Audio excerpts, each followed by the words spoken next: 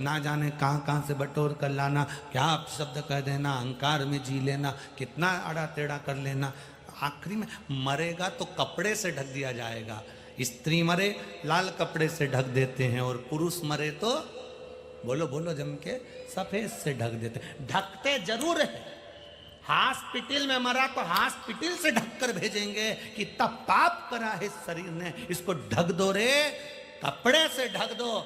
जानवर पाप नहीं करता, पशु पक्षी पाप नहीं करता, वो झूठ नहीं बोलता, वो प्रपंच नहीं करता, वो छल नहीं करता, इसलिए उनको मरने पर कपड़े से नहीं ढका जाता। पर मानव इतना पाप कर जाता है कि उसको कपड़े से ढकना जरूर होता है।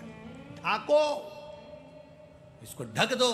बहुत झूठ बोला है इसने, बहुत कपट करा इसने, बहुत प्रपंच, बहुत बेईमानी करी।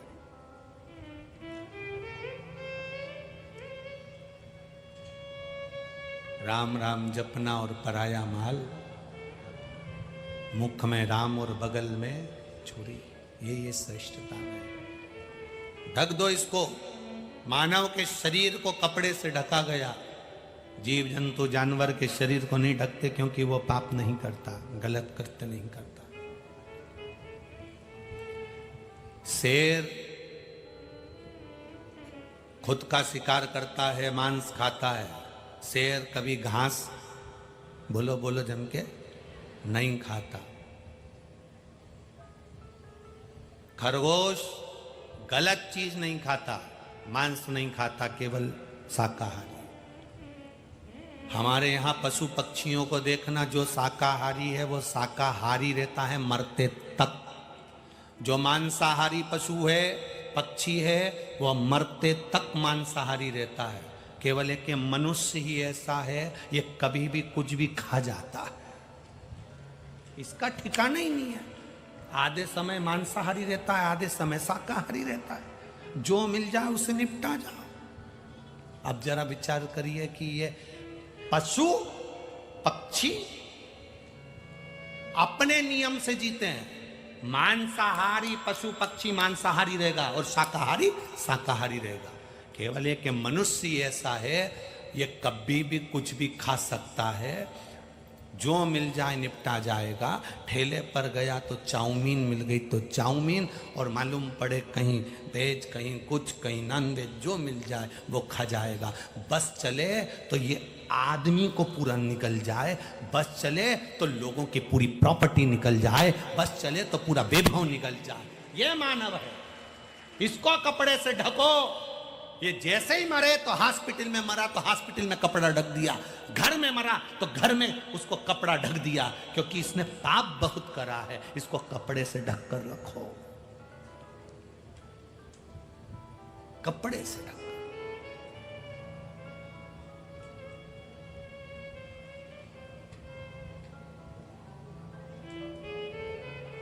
कितना पापी है मानव, कितना, जरा विचार करिएगा। बहुत सावधानी की जिंदगी जीना रही मेरी जीजियों। शंकर जी से एक रिश्ता जोड़कर चलना।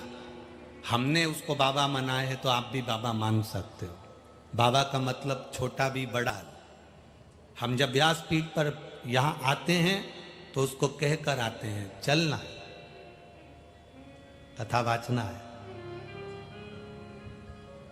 उसको कहकर चलते हैं। यहां से जाते हैं आप तो भी उससे कहकर चलते, चल चले। आपसे भी निवेदन है, आप जब अपने घर से, तुम्हें लग रहा है व्यापार नहीं चल रहा, दुकान नहीं चल रही, तकलीफ आ गई, बच्चों का विवाह नहीं हो रहा, बच्चों की शादी नहीं हो रही, संतान नहीं हो रही, आपको लग रहा है तकलीफ है बहुत ज्यादा है। क्यों तकलीफ है? क्योंकि वो तकलीफ को तुमने अपना बना कर रखा। मेरे बच्चे की शादी नहीं हो रही, क्यों नहीं हो रही? क्योंकि तुम्हारे मुख से जब भी निकलता है एक ही शब्द निकलता, मेरे बच्चे की शादी नहीं हो रही, मेरे बेटे की शादी नहीं हो रही, मेरी बेटी का संबंध नहीं हो रहा, इसका संबंध नहीं जम रहा। तुम्हारे मुख से यह निकलना चाहिए, बाबा अब ये मेरा नहीं है, अब ये तुम्हारा। कभी मत क्यों कि मेरे बेटे की शादी नहीं हो रही, उससे जाकर कह दो तेरे बेटे की शादी कब करेगा, अब कर देगा वो।